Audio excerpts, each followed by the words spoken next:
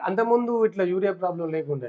ఏ problem లేదన్న. ఈ 40, 50 కాంగ్రెస్ ప్రభుత్వం బస్తాలంటే ఈ పథకాలని పెట్టి ఈ ప్రజలు ఆశపడి ఈ కాంగ్రెస్ ప్రభుత్వాన్ని గెలిపించినందుకు ఆ! వాడు మంచిగా బుద్ధి చెప్తాడు. మంచిగా అంటే మంచిగా బుద్ధి చెప్తాడు. ఈ బీజేపీ వాళ్ళు ఏమనుకుంటాను, కరడు గంటాలను మేము గెలుస్తామని. బీజేపీలో కూడా నేను బీజేపీలో కూడా అంత గ్రౌండ్లో అంత లేదు. అవును. ఈ నాయకులంతా కలిసి ఒక్కతాటి వీనికి వచ్చి వ్యవహారం చేస్తేనే బీజేపీ ఏమైనా ముందరికి వస్తుంది. తప్పితే గిట్లే ఉంటే మాత్రం మళ్ళీ కేసీఆర్కు లాభం జరుగుతుంది. మళ్ళీ కేసీఆర్ వస్తాడు. కేసీఆర్కి లాభం జరుగుతుంది. ఇప్పుడు అట్లా కదే 6% ఆయన ఉన్న రోజులు ఏం చేస్తావు, దొంగతనం చేయొచ్చు. ఆ! నువ్వు ఎక్కడ దొంగతనం చేస్తావు, నాకు అన్నం పెడతాను, ఆ! నువ్వు దొంగతనం చేయకుంటుంటావా? మరి ఎక్కడ పోతుంది బీజేపీ? ఇంత కష్టపడతారు కదా, తిరుగుతారు. అన్న నాయకుల మధ్యన సైక్యత లేదు. ఆ! ఈ సైక్యత లేక ఏమవుతామంటే మేము ఎక్కడో అక్కడనే ఉంటాను.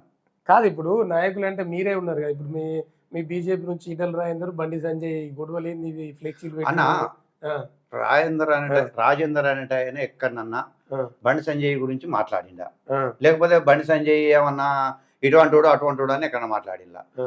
మాట్లాడకుండా రాజేందర్ మీద తీసుకుపోయి ఫ్లెక్సీలు వేయించడేంది? ఆ! నీ రాజకీయం నువ్వు ఏదో చేసుకో. ఉమ్. మొన్న ఇంకేంది, కేంద్రం నిర్ణయం తీసుకున్నది ఎంపీ నియోజకవర్గాలకు ఆయన రావద్దు అంటే రాకున్నాడు. ఆ.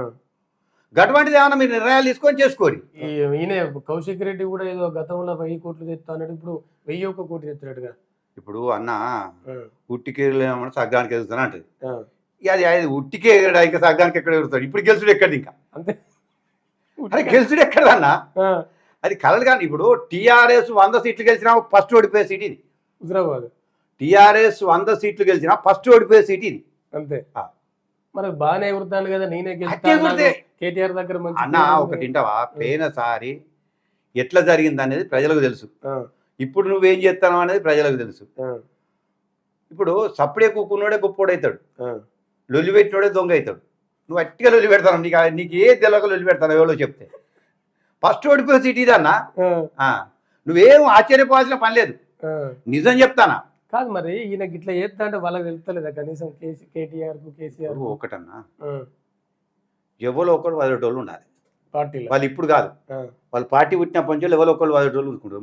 బాలకృష్ణ ఉండి అవును. ఎవరినో ఒక్కనాడ ముందర పెడతారు వీళ్ళు. ఆ. వాడు ఇంటి పోతే ఉన్న రోజులే, పోయిన రోజులే, అంతే. వీడు ఒక్కడు పోతే బిక్కపోయేది అనుకుంటారు. వాళ్ళు వాడుకొని వదిలిపెట్టారు. రాజేంద్ర అనేట ఆయన హుజురాబాదులనే మళ్ళీ పోటీ చేస్తాడు. హుజరాబాద్ పోటీ చేస్తాడా? అది 100%. ఆ. రాజేంద్ర అంటే హుజురాబాదులనే పోటీ చేస్తాడు. ఆ. అది ప్రజలు ఏ తీర్పు ఇస్తారు అనేది మీరు చూస్తారు. అంతే.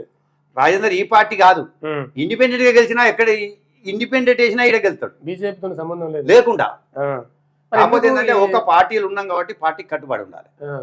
పార్టీ ఏం చెప్తే గది చేయాలి. ఆ. మనం ఏ పార్టీలు, నేను 22 సంవత్సరాలు టీడీపీలో, ఉమ్. టీడీపీ ఏది ఇస్తే అది చేసిన. ఉమ్.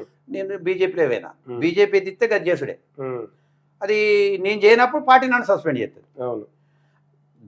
ఒక పార్టీల నుంచి ఒక పార్టీకి మారడు తప్పని అంటలేను నేను. ఉమ్.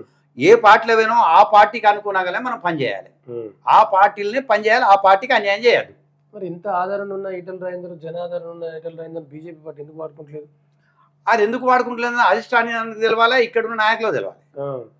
ఇప్పుడు ప్రజలు సుముఖంగా ఉన్నారన్న, ఉమ్. ప్రజలు సుముఖంగా ఉన్నారు. బీజేపీకి ఏది ఓట్లేద్దామని. ఉమ్. ఇప్పుడు అన్న నాకు ఓట్లేద్దాం అన్నారు, నేను పోయి ఇంటికి పోయి అన్న నాకు ఓటే అని దండ పెట్టకపోతే నువ్వు ఎట్లేస్తావు అన్న ఓటు? ఉమ్. అంతే. నాకు వేద్దామని ఉన్నా కానీ వాడు అసలు రానే రాలేదు, దండమే పెట్టలేదు, వానికి ఎందుకు ఎత్తారా, ఎవడో వచ్చినోడికి ఎత్తా అంటారు. అంతే. ఉమ్. అదే పరిస్థితి జరుగుతుంది ఇప్పుడు. అదే పరిస్థితి ఇప్పుడు బీజేపీకి ఇక్కడ తెలంగాణలో మాకు ఏదో బాగున్నది. ఎంపీలు ఎట్లయినా 8 మంది ఎట్లా గెలిచిల్లన్నా, ఉమ్. మోడీని చూసి గెలిచింది. ఉమ్. మీరు బాగా ఓటు శాతం వచ్చింది, ఓటు శాతం ఎంపీ ఓటు శాతాన్ని పక్క పెట్టు. ఉమ్. నువ్వు స్థానిక ఎన్నికలకు వచ్చే వరకు ఎన్ని గెలిచినావు, ఉమ్. జెడ్పీటీసీ ఎన్ని గెలుతావు, ఎంపీటీసీ ఎన్ని గెలుతావు, గివి బేర్ చేసుకోవాలి తప్ప ఎంపీని బేరీ చేసుకోవాలి. అవును. ఎమ్మెల్యేను కూడా సగమే బేరీ చేసుకోవాలి. ఉమ్. ఎమ్మెల్యే కూడా సగమే బేరీ చేసుకోవాలి తప్పితే నిండు బేరీ చేసుకోవాల్సిన పని లేదు. ఎంపీ వరకు వచ్చే వరకు నువ్వు మోడీ సెటిల్స్తో గెలిచినావు. ఉమ్. కానీ కింది స్థాయిలో నువ్వు బలంగా ఉండాలి అని అంటే పార్టీ నాయకులు అనేటోళ్ళు ఉమ్. ప్రతి నియోజకవర్గంలో ఒక ఇన్ఛార్జిని పెట్టి ఉమ్. ఏం జరుగుతుంది అనేది ప్రతి సమస్య మీద కొట్లాడాలన్నా. ఉమ్. ఇవాళ డిఏపీ దొరుకుతలేదు, ఎందుకు దొరుకుతామని పోదాం, నాకు బాధ్యత తప్ప చెప్పు, నేను పోయి దాన్ని ఏం చేయాలి, నేను ఎట్లా చేస్తానో చేస్తా. ఉమ్. నాకు ఏ బాధ్యత లేకుండా కొట్లాడతాను. నేను ప్రజల తరపున, ఏది రైతుల తరపున కొట్లాడతా. అవును. నాకు బాధ్యతతో సంబంధం లేదు. నేను రైతు నాయకుడిని. మీరు పార్టీ అంటే బీజేపీ, ఉమ్. కానీ నాయకుడికి మాత్రం రైతు నాయకుడిని. ఆ. నేను రైతుల కొరకు ఎక్కడికైనా పోగలుగుతా. ఉమ్.